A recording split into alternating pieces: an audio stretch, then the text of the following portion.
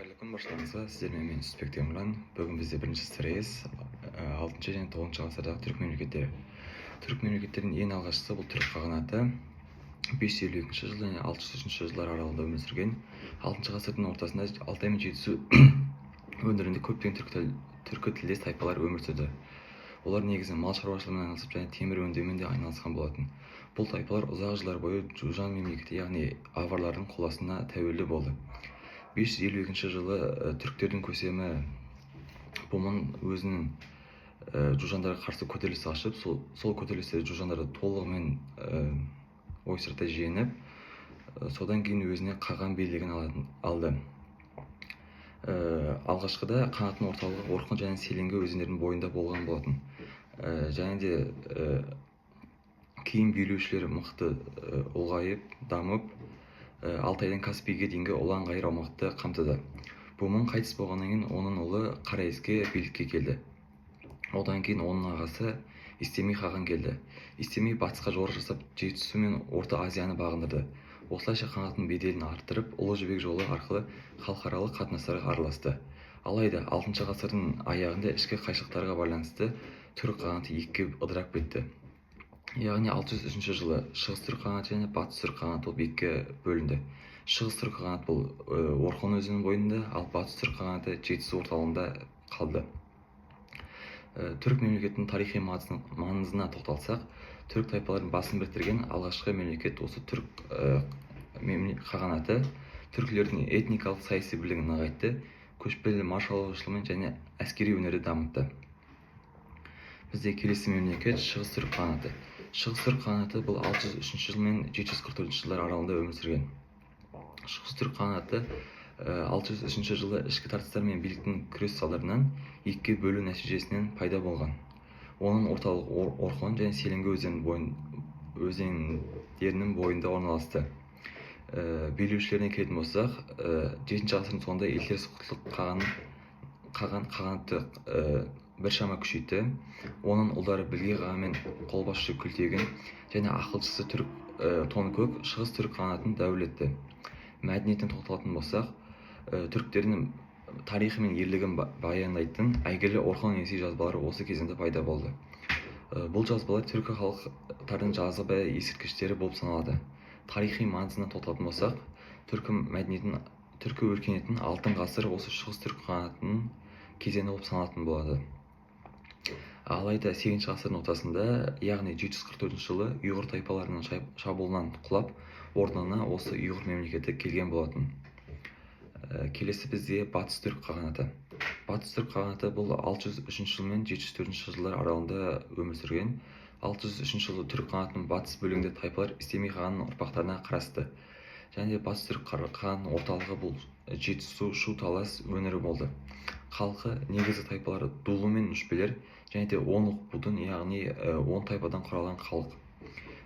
Билеушілері Тон Яқбу қаған, яғни 618 және де 630 жылдар аралығында билік құрған. Осы кезеңде ол Қытаймен, Иранмен және Византиямен дипломатиялық қарым-қатынастар орнатып, Батыс түрік қағанатының күшеюіне үлкен үлес қосты. Қағанат негізінен көбінесе Ұлы Жібек жолының батыс бөлігін бақылап отырды.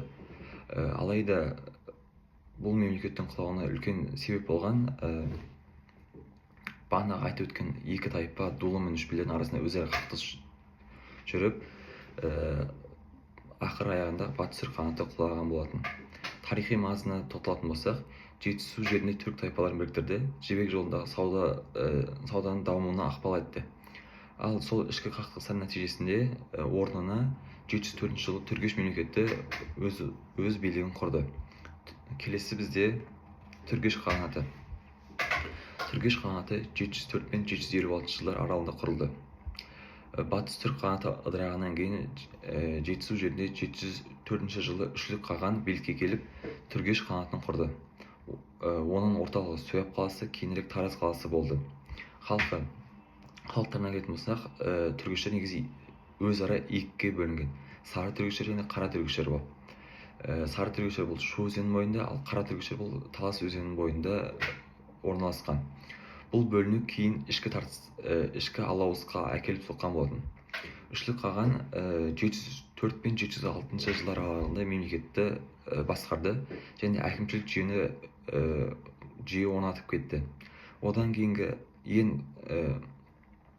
қалай айтсам болады, ең мықты билеушісі бұл Сұлу қаған, яғни арабтар оларды кейде Сүзеген деп атаған. Сұлу қаған 715 және 738 жылы елді биледі. Ол сыртқы жауларға қарсы ерекше көзге түсті. Мысалы, айтатын болсақ, 751 жылғы Атлах шайқасы болды. Сол кезде Түргеш қағанаты Қытайлармен соғысқа. Қытайлар саны көп болғандықтан бұл кезде арабтардың қазақ жеріне келуі болып жатқан болатын. Және сол себепті арабтардан көмек сұрап, арабтардың жағына шығып, Қытайларды жетісу жеріне бір жолы қуды. Яғни 700 жылдан 1000 жылға дейін Қытайлар жетісу жеріне қайтып оралмады. Және саяси оқиғаларына айтатын болсақ, қағанат негізінен шығыс түрік қағанатымен және де Қытай әскерлерімен де соғысқан болатын. Бірақ билеушілер арасында өзара таққа талас күшейіп, Қытай әскерінің қысымынан әлсіреп кетті.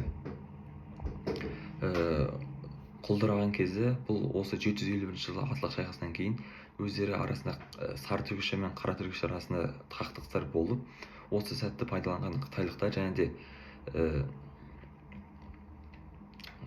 және Қарлұқ қағанаттары осы жерге түркіштерді басып алуға келді. Және де осы жерге кейінірек, мысалы, біріншіден Қарлұқ қағанаты орнықса, одан кейін Қарахан мемлекеттеріне негіз болды. Келесі бізде Қарлұқ қағанаты. Қарлұқ қағанаты ол 756 және де 940 жылдар аралығында өмір сүрген. Құрылуына тоқталатын болсақ, 7 ғасырдың соңына қарай Түргеш мемлекеті әлсірегеннен кейін жетісу өңіріне билікке Қарлұқ тайпалар келген болады. 756 жылы Қарлұқтар Түргеш қанатын толығымен құлатып, өз мемлекетін құрды. Қарлұқтардың алғашқы астанасы Суяб, кейін Баласаған қаласы болды. Қарлұқтар негізі 3 тайпалық бірлестіктен тұрды. Олар шығыс Түркістаннан бастап жетісу мен Ферғанаға дейінгі жерлерді алып жатты. Билеушілеріне келетін болсақ, алғашқы билеушісі бұл Жапар қаған.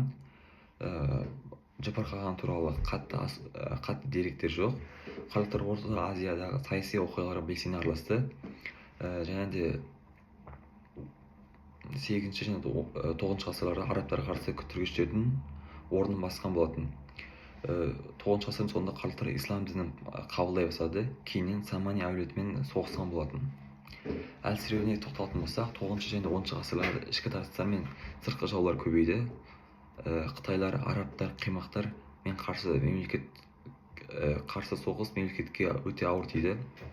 Ақырында 940 жылы Қарлұқ қағанаты Қарахан мемлекетін алмастырды.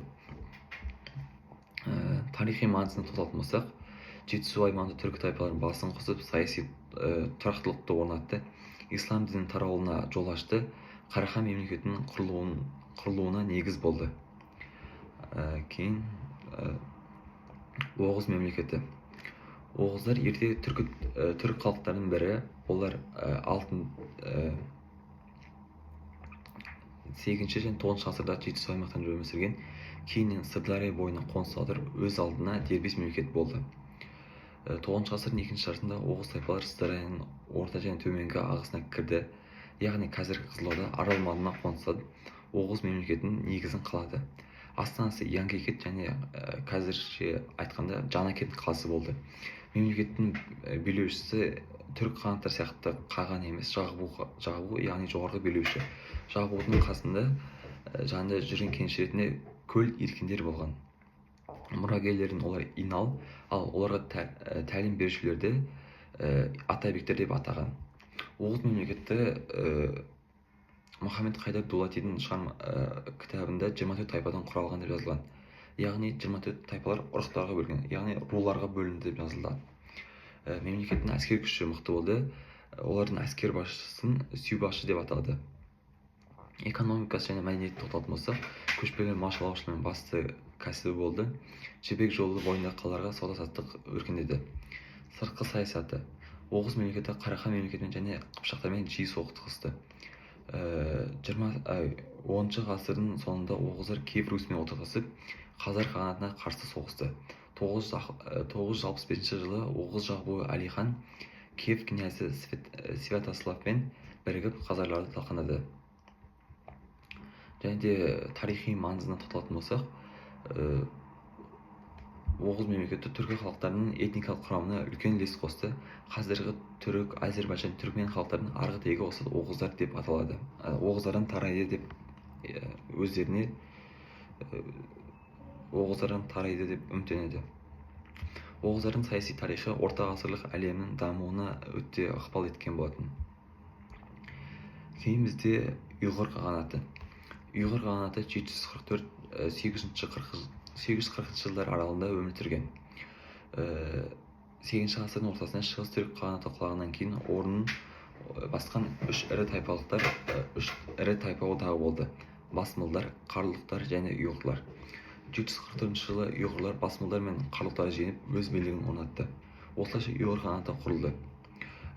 Олардың алғашында астанасы Ордабалық, яғни Қарақорым маңында болды. Мемлекеттің құрылысы бұларда